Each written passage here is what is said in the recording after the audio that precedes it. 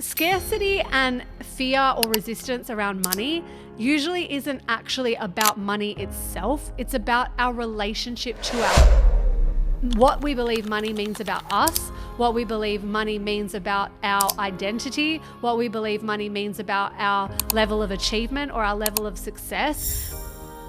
I've seen rich people who have terrible money mindset. I've seen people with very little money who are not in scarcity at all. They're not. Even people that have lots of money still have scarcity, still have worries, still have fears. The fears, the worries, the scarcity, that's not the problem. The problem is how you... Welcome back to the Mind School podcast. I want to talk today about money shadows. Ooh, it sounds so dark, but I swear it's not. Money shadows. And you'll notice from the podcast episode title, I'm talking about money shadows that are stopping you from financial abundance. So let me rewind. Let's start, because it's always important that we define key terms. What is financial abundance? That is different for everybody.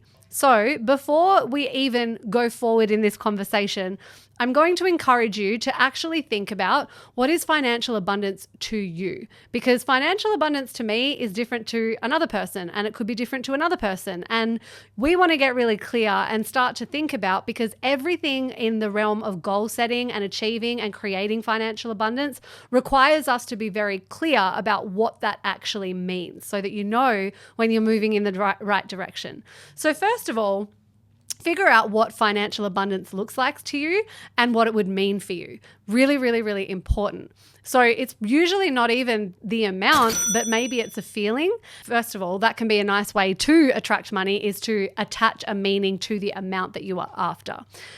That's a whole nother conversation, but let's talk about what I have noticed. And the reason that I love talking about money mindset and money shadows and money beliefs is because truly it was where I had the most work to do.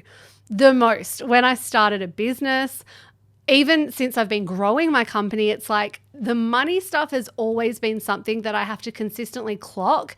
And in the beginning, it would have been the thing that stopped me from even growing a business, because my money mindset was honestly so shit. And now that I understand shadow work, I realized that I had a lot of shadowy, shady stuff going on that I hadn't actually dealt with, which is why I was finding it so hard to talk about money. I didn't want to show up and do sales. I didn't want to, be someone who even had money goals, because I wasn't that person, So I have done the work, and I've got a money mindset course. I've helped lots of clients get through their money stuff. I work with mindset and subconscious reprogramming, so I can just see really clearly what's going on when people have got things that they need to address in their relationship with money. So firstly, I want to make it very clear that money actually is and can be quite a stressful topic of conversation, not just because of the taboos in society, and that's a whole nother conversation. Why we find money such a taboo thing is weird to me, because literally it's like sex. Let's stop pretending we don't all use it, have it, want it. But there's the emotional side where money can be awkward to talk about, and there's the first clue that you've got some mindset or shadow work to do. But also, money actually can be difficult or stressful to talk about, because it genuinely is attached to our sense of safety. And our sense of safety is what activates our fight, flight, or freeze response. And if we don't feel safe, we will go into that fight, flight, or freeze. We can't think straight and all the things. But the reason that we have attached money to safety on a practical level is because we actually do, in this day and age, need money to survive. It actually is attached to our survival. If we don't have money, we don't eat. And if you look at Maslow's hierarchy, the first thing at the bottom of the pyramid is our safety, is shelter, is food, is water, is resources. We cannot thrive, we cannot self-actualize, we cannot move up Maslow's hierarchy if we don't have that first part of the pyramid addressed. And that is food, safety, shelter, survival, right? And money is attached to all of those things. If you don't have money, you don't have rent. If you don't have money, you can't pay your mortgage. If you don't have money, you can't eat. So on the one hand, on a practical level, it is totally normal if money feels stressful because you've attached it to your safety. However, most of the time, and from what I've observed, it's not a physical or a practical safety that is actually at risk.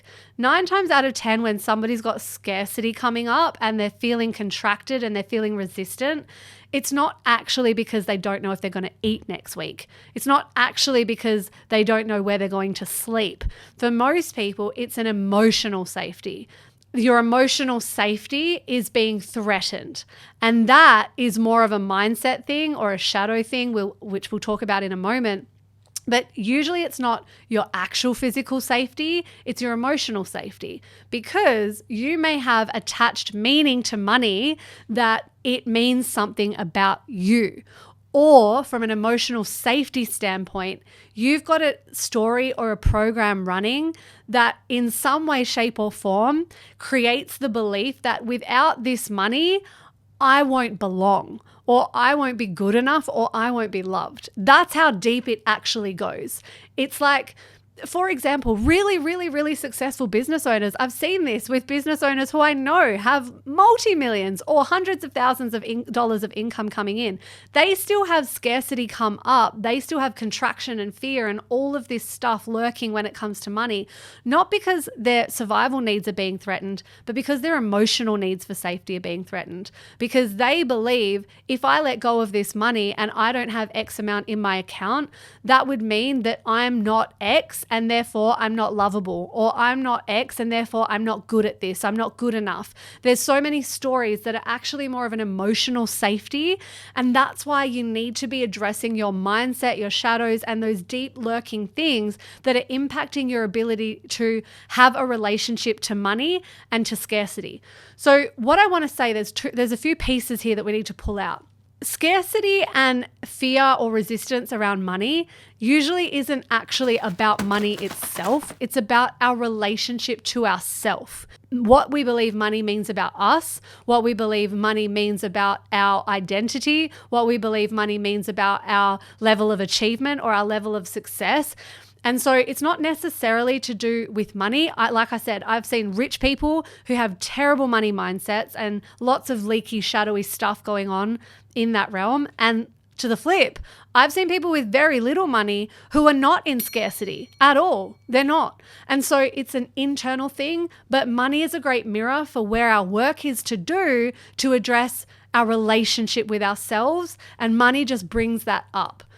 And so the other piece to that is, as you can probably tell, even people that have lots of money still have scarcity, still have worries, still have fears. The fears, the worries, the scarcity, that's not the problem.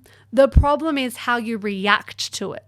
The problem can be how you respond to the scarcity or the resistance, right? So say, for example, you are going to make an investment into your business or something that you know is actually an investment. It's going to help you, elevate you, take time, give you your time back. It's going to teach you something. You're going to get something from it. And you actually do have the money there. You actually really do. Your survival needs aren't being threatened. You can pay for your mortgage. You can pay for your kids to eat. There's actually no issue. It's an emotional thing, right? And so you go to invest and then you land and hover over the sales page and then you're like, can't do it. And with that fear present, with that scarcity present, with that resistance present, you've got two options. And this is why I'm saying it's not the fear or the resistance that's the problem. It's often your response to that emotion. So option one is you hover over the page and you're like, this feels too scary. This feels so much resistance. This feels a lot of fear. I'm not going to do it. I'm going to go back and I'm going to go back to safety. That's option one.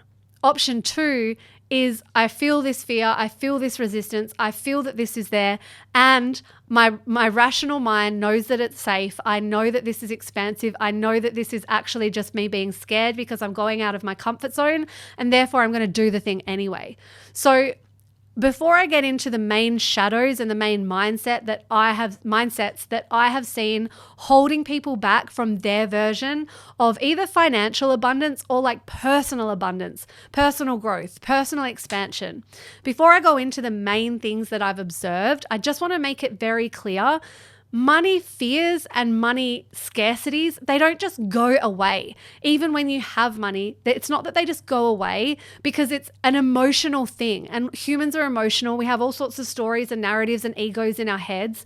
And so you're always going to feel some sort of resistance or fear, but it's your response to the scarcity, your response to the resistance, your response to the fear that changes over time, and that you can get better at regulating to make decisions that align with where you're going. So that's the sort of pre-frame there. Now I want to go into the shadows and the beliefs that I have seen, and this is within myself and within clients, that really I see as a massive block to taking them closer to where they want to be, like I said, personally or financially. So one of the first things is the belief, and this is a mindset thing, this is a belief thing. The more money, the more work. The more money I have, the more stress I'll have.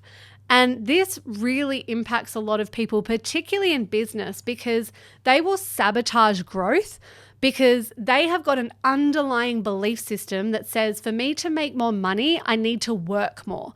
For me to make more money, I need to hustle. Or maybe they've even got a memory from the past, or they've had experience where maybe they did make lots of money for a little while there, but they were pushing, they were hustling. It didn't feel good. They were doing it from the wrong energy. And therefore they're like, I do not want that again. So they're going to sabotage more money because that's the program. The program says more money is more stress, more burnout.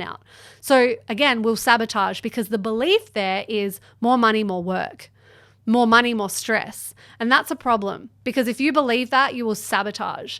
And really, if I can offer or invite a different perspective, when you're clever, you will work smarter, not harder, and you will understand that really scaling money is often about scaling your time, scaling your skill set, scaling yourself out in more intelligent ways. And if you're looking at the most successful, wealthy, abundant people in the world, oftentimes they're working the least. They've got a team around them. They've delegated. There's so many other things that can be your truth if you choose a different way. So the first thing is more money, more work. And if that's the thing that you have already decided, I will encourage you to go to war with that belief system now. Find evidence for people who have lots of money and work very little, or do it in a really nice way. Find people who you can see that are making money and they have a great life. They're not burnt out. They're aligned with their values. And it's really important that you find those mentors and you do the work to break your own belief systems, because that can really block people from even wanting more, because like I said, unconsciously they're like, why would I want more if that just means stress?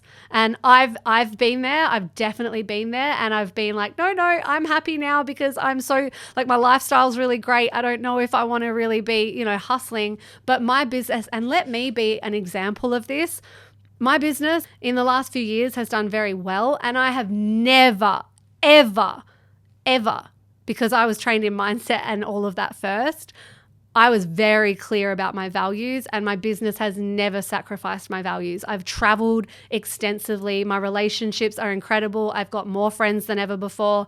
And so if I can be an example to you that you can make more money without sacrificing the most important things to you, let me be the example. And of course, there'll always be seasons. You might have a hustle season, but if you're doing it intentionally, that's fine. But really, the belief there that I want you to think about is more money, more work.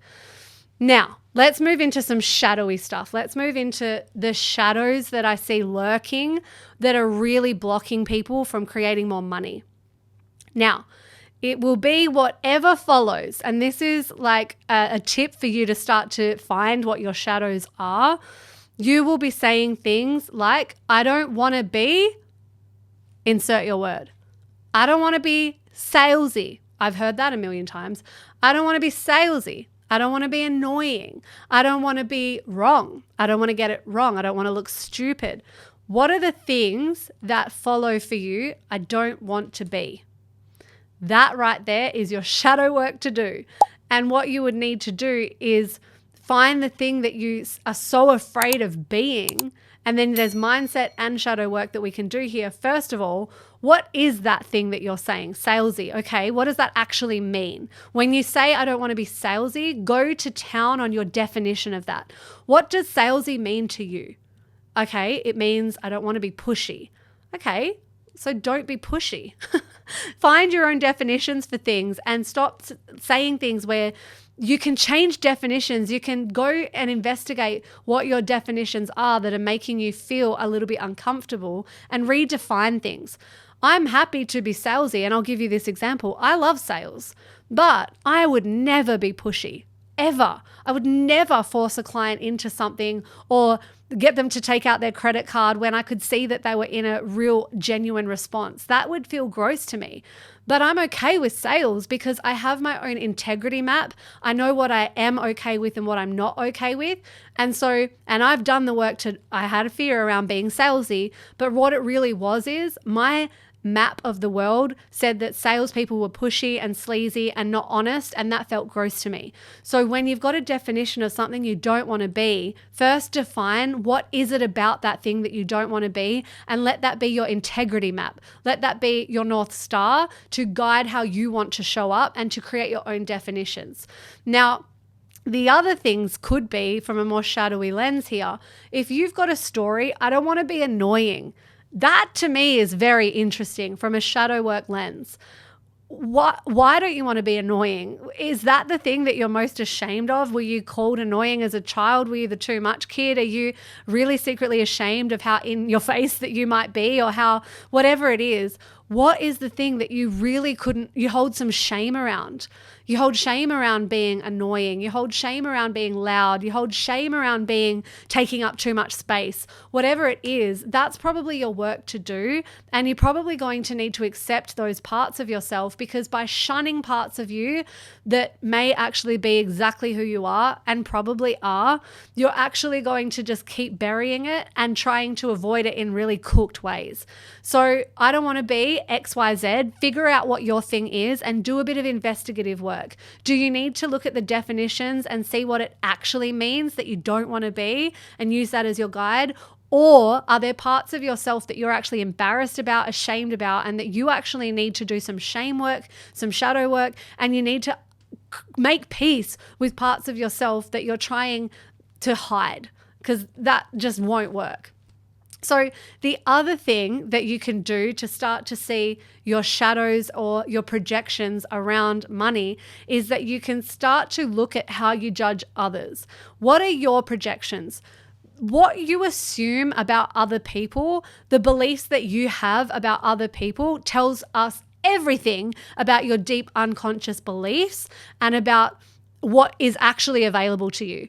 For example, if you start to say things like, oh, that person with lots of, or even if it's internal, if you've got this internal, you might not want to admit it. You might not say it. You might be someone who's like, yes, women supporting women, and I love that. But on a deep level, if you were really honest with yourself, there might be a bit of jealousy. There might be like, oh, she's so up herself. She's so what? Like, what is the thing that you're saying about other people? Use your judgments of other people as a mirror for what your beliefs are around money and why you're not actually getting any further. Because subconsciously and energetically, if you are jealous, if you are saying that those people are materialistic or greedy, or all they care about is money, or yeah, but just because they have money, and then you make these other projections like, yeah, she might have lots of money, but she probably has no friends. She might have lots of money, but I bet she doesn't have a life. If that is to me a clear indicator of your projections or your beliefs. What that says is, I believe that to have lots of money, you can't have friends too.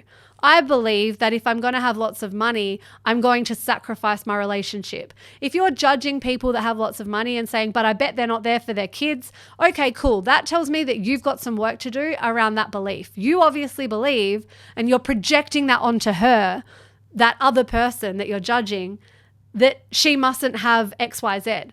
That, again, turn the mirror inwards and do some work, because all of those judgments are like a supercharged highway for you to figure out where your work is to do with your relationship to money. So look at how you judge others and look at your projections. Oh, because she has money, she must be what? Or because she has money, she mustn't do what? Or because she has money, she's obviously what kind of person?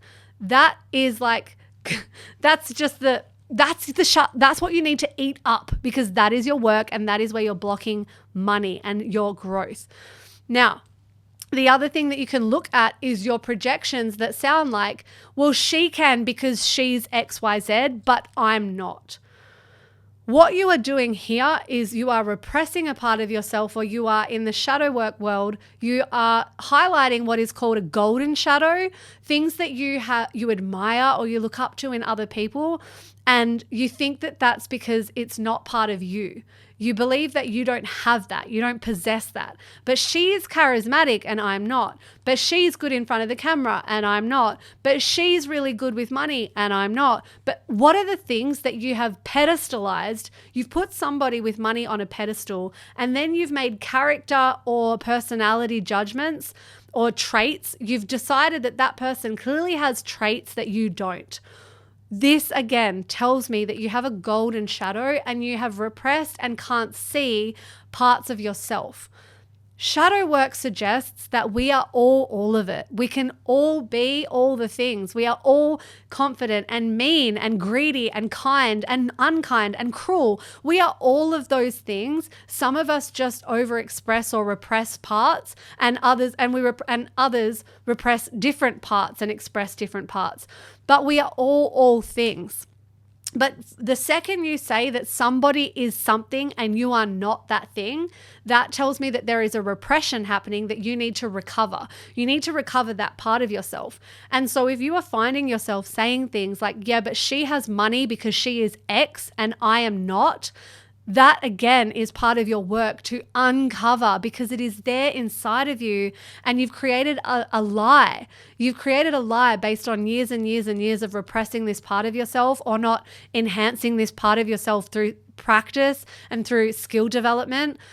Everyone can be all things. We can all possess those traits that you believe is eluding you. We can all possess those traits, those things that you believe you are not. But it's just first seeing where you think that you are not it. So again, where are you saying that person is something and I am not? That is your work to do. So these are really the main ones that I have observed. And I want to just refresh again. More money equals more work. I don't want to be salesy. I don't want to be annoying. I don't want to be whatever the thing is. That is a thing. That is the thing that will be holding you back on some level. The other thing is your projections and judgments of others. So just because this person has money, how do you really truly feel on the inside? And what do you believe that person possesses that you do not? Golden shadow at play here. So in summary, use your judgments of others and use your resistance to money to dive a little bit deeper, because this is going to showcase to you what you need to excavate and the belief work you need to do, the mindset work you need to do, the shame and shadow work you need to do to clear that, or at least to see it, accept it, choose a different story, choose a different response, choose a different action.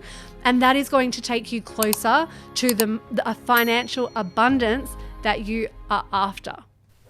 If you found this video helpful, please don't forget to hit like and maybe consider subscribing. This really, really helps to grow this podcast, and it is a massive mission of mine to get you incredible guests and to increase and up level all the production so that I can help you to create your dream life, to get the most out of yourself, the most out of the people that you serve. And so please hit subscribe now, and I will see you back here in the next video.